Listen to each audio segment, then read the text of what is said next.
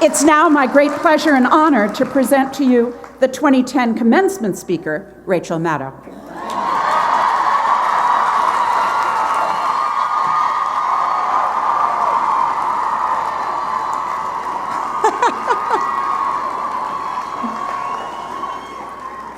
This is very impressive, all of you. Thank you all so much for asking me to be here today. I know by virtue of the achievement that earned you these seats down front today, that you are too smart to take advice from anyone who hasn't earned it, let alone from an erstwhile Northampton morning radio show DJ. I do, however, I have a story to tell that I will admit is a little woolly, but I hope you'll think that it's worth it, so here goes. In June of the year 1900, a self-righteous, by all accounts, quite unpleasant woman in Kansas had a religious vision, or at least she said she had a religious vision. Her name was Carrie Nation. And years later, when she wrote her autobiography, in which she all but named herself a saint, she said that while she was praying in June 1900, she said she was lamenting, weeping, trying to find a way to be a better Christian. She says that God spoke to her in a clear voice and directed her to go destroy saloons. God told her to leave the town where she lived in Medicine Lodge, Kansas, to go 20 miles away to Kiowa, Kansas, and to destroy any saloons she found there. And she did. She stormed these turn-of-the-century bars, these saloons with their long wooden bars, their long mirrors, and she had a big rock, and she used the rock to smash bottles of liquor. She just laid waste to these bar rooms. Turns out that Carrie Nation had a sort of hankering for this. She lustily enjoyed destroying property and terrifying people. And she soon made both a habit of it and a career of it. She traveled all over Kansas first, and then ultimately all over the country, destroying bar rooms, smashing bottles of liquor, first with a rock, and then ultimately with a hatchet. She adopted the hatchet as her symbol. She called her saloon smashings hatchetations, which is probably the one really cool thing about Carrie Nation. Hatchetations. Carrie Nation sold these tiny little pewter hatchet pins as fundraising souvenirs. You can still buy them on eBay. I have one. It looks like a Labris, though. Like it looks like so it's a different. It's a nice idea, but different.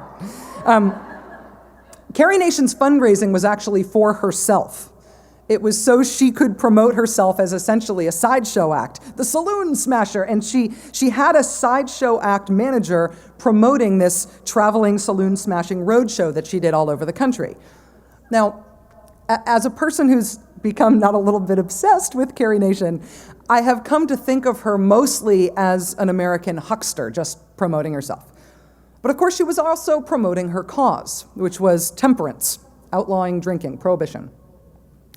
And that campaign worked. I mean, not on her own, obviously. She was one of the reigning symbols, though, of the prohibition movement, from when she started smashing saloons in 1900 until she died in 1911. And by 1917, the combined effort of activists like her and the Women's Christian Temperance Union and the Anti-Saloon League and the Prohibition Party and all these other groups, they had succeeded in passing an anti-booze amendment to the United States Constitution as if we did not have better things to do. It passed overwhelmingly through both houses of Congress. Less than a year and a half later, ratified by 2/3 of the states, and starting in 1920, the incredibly stupid idea of prohibition was the law of the land. And it was a disaster. Alcoholism actually went up. Dozens and then hundreds and then thousands of illegal drinking establishments opened up. Bootleggers ran the black market to end all black markets. A whole new variety of organized criminal activity blossomed. With the massive surge of profits flowing through that criminal underworld, this country reached whole new levels of official corruption, government corruption, things that would put anything that we've got today to shame, except maybe the Interior Department under the Bush administration.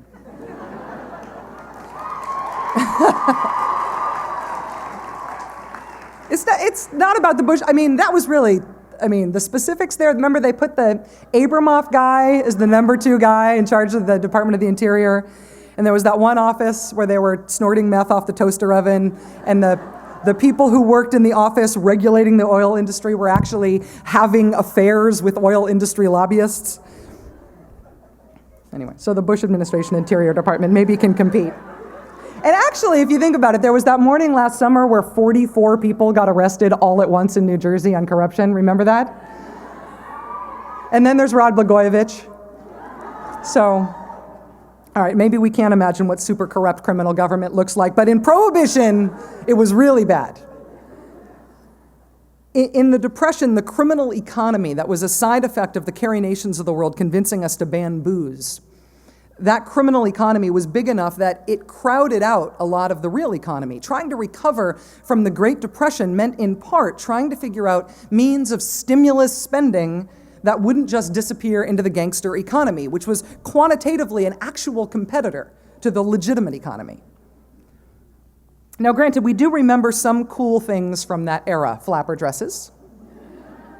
Every drink you've ever had that's made with orange juice, you owe to that era because they needed something with a strong flavor to disguise the taste of the disgusting bathtub gin.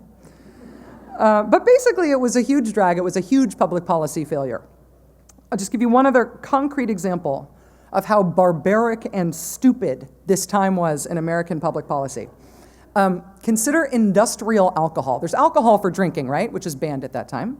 And then there's alcohol for things like solvents, rubbing alcohol. People were so desperate to drink that they would sometimes drink industrial alcohol. Or people in the wildly profitable business of bootlegging would steal or rip off industrial alcohol somehow and then redistill it to make it vaguely drinkable. Well, the government decided during Prohibition that that must be stopped. And their genius idea to stop it was to poison the industrial alcohol.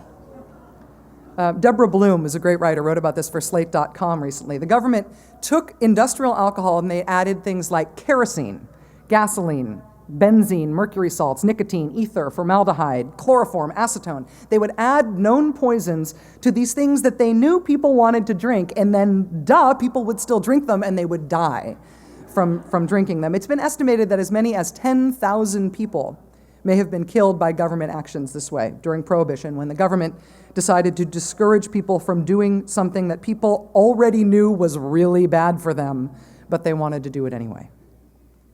Prohibition was really stupid at a million different levels. Finally, after 13 long, dumb years, it was repealed in 1933, and then we as a country promptly set about forgetting we had ever done it. I think it's important to remember Prohibition because it was 13 long years and it was a really bad idea.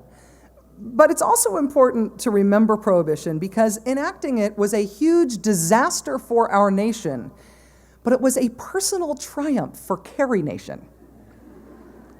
I would like to offer the hypothesis on this beautiful graduation day that personal triumphs are overrated.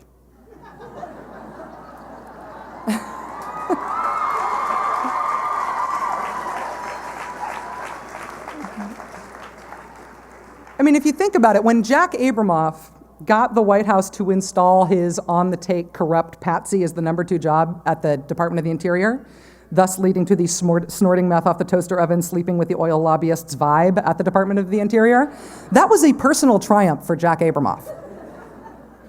Someone at Yum Brands this year achieved their personal triumph of getting KFC to remove the bun from a cheese and bacon sandwich and replace that bun with pieces of fried chicken. The Double Down sandwich designer's personal triumph. When the current president hit upon the strategy of co-opting his political opponent's wish list in order to get a climate bill passed this year, President Obama adopting Drill Baby Drill was lauded in the Beltway press as a personal and political triumph for him. Someone invented the AMC Gremlin and got a car company to build it for 9 years. That was a personal triumph. There is a Tennessee businessman who has mass-marketed a legal means of charging 400% interest on something they call payday loans, despite laws against usury and loan sharking in this country. He has made so much money off of ripping off Americans in that way that he built himself a full-scale college football stadium with lights and seating and a field house and everything in his backyard for his personal use, and he hires college football teams to play there for his own enjoyment. He markets himself as a great American personal triumph. Al Capone rose from humble beginnings in Brooklyn to build a huge crime empire that essentially owned Chicago during Prohibition, a personal triumph. All these people dreamed their dreams and worked hard and achieved their dreams. Some dreams are bad dreams.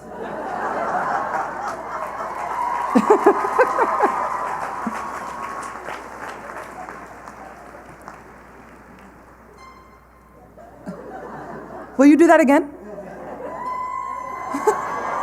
Oh, no, the hooting. That's very nice. Thank you. Everybody always says around occasions like this, at least in my experience, life is short. It might be. If it is for you, I'm sorry, and I wish that was not the case. But I would caution against believing the life is short advice that you should live every day as if it is your last, as if you're only ever going to be roughly the age you are now. Frankly, if all goes well, life's long. So if you might take any advice from me, I would offer this. Hopefully, life is long. Do stuff you will enjoy thinking about and telling stories about for many years to come. Do stuff you will want to brag about. Nobody brags to the grandkids about how they were one of the geniuses who came up with the idea of poisoning all the industrial alcohol in the country. Nobody's going to brag to the grandkids about having made one of the who needs wetlands, let's have a subdivision and a shipping canal instead decisions that made New Orleans the tragedy and the distant hope that it is today, and the 40% of our nation's wetlands that are Louisiana's beaten, bloodied coast. Nobody's ultimately going to brag to their kids about having told the country that we ought to invade Iraq because, 9/11, and besides, it'll be easy. I mean, imagine the family history. Yeah, then Granddad went on TV and said, war in Iraq would take 6 weeks max. Nobody wants to remember that about Granddad. So don't be the...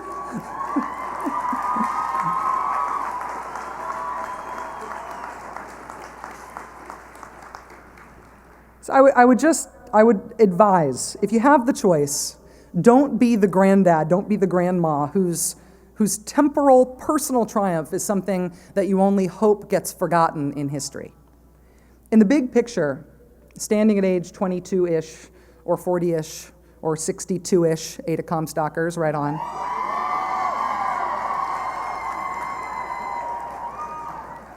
Standing at the age you are now at graduation, looking for your own deep water horizons. Consider the possibility that you might very well get old. Everybody hopes that you do. Be part of good decisions, because the stuff that you do now you will want to be bragging about when you're 90. How do you become part of good decisions? In the absence of a crystal ball, the best way to guess what is going to work out in the future, to figure out what you will be glad to have played a role in, is to get smart and get smart fast. To take the opportunities that you've got very seriously. To continue your education, not necessarily in a grad school way, although that's awesome if you choose to do that, but in a lifelong way. Be intellectually and morally rigorous in your own decision-making and expect that the important people in your life do the same if they want to stay important to you.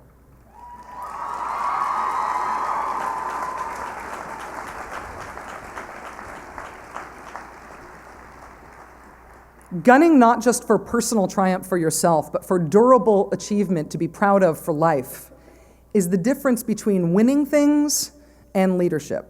It is the difference between nationalism and patriotism. It is the difference between running for office and devoting yourself to public service. It's agreeing that you're part of something, taking as your baseline that you will not seek to reach your own goals by stepping on the neck of your community. And it also means recognizing that thinking big means thinking of your country as your community. It means coming to terms with the fact that your country needs you, Smith class of 2010. There will come times in life and career ahead when you have to choose between integrity and more short-term temptations. You will be the press secretary who is asked to lie to the press. You will be the regulator asked to approve the drilling with the Mickey Mouse safety plan. You will be the artist commissioned to make what you suspect might be propaganda. The engineer pressed to use the cheaper, unsafe welds. The job applicant expected to cross the picket line. The research scientist expected to round to the nearest publishable conclusion. The spouse tempted to cheat. The physician tempted to shill. The staff sergeant asked to keep quiet. The politician confronted with the focus group that proves how well appeals to racism poll in your district. The pundit offered the talking point. The procurement officer offered the kickback. In the short term, it's always crystal clear what advances you further, what, say, makes you famous, what gets you your boss's job, what gets you elected, what makes you rich. In the end, though, blood will out. History has a way of not remembering that some of those Iraq War-era press secretaries had real talent in the White House press room, or that BP and Transocean had a real talent for drilling down to find oil deeper than anyone else. When given the choice between fame and glory, take glory. Glory has a way of sneaking up on fame and stealing its lunch money later anyway. Life might very well be long. Keep your eyes on the horizon and live in a way that you will be proud of. You will sleep more, you will be a better partner, you will be a better mom, you will be a better friend, you will be a better boss, and you will not have to remember any complicated lies to brag about at the old age home because you can brag about the truth of your well-lived life.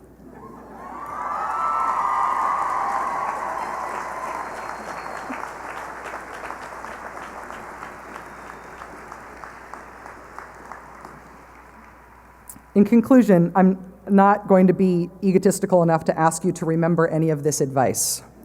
I might ask you, though, to remember Carrie Nation. Carrie Nation got what she wanted, against the odds, as a product of her hard work. It's not meant to be inspiring, it's meant to worry you.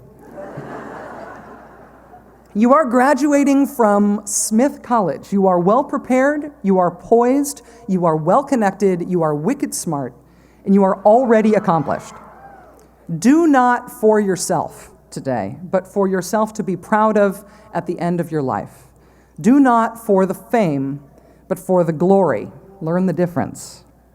Do not just for your own life, but for the life of your nation that is still, for all its challenges and its flaws, in many ways, the best hope on earth, a country that needs you and the best that you have to offer and your best judgment.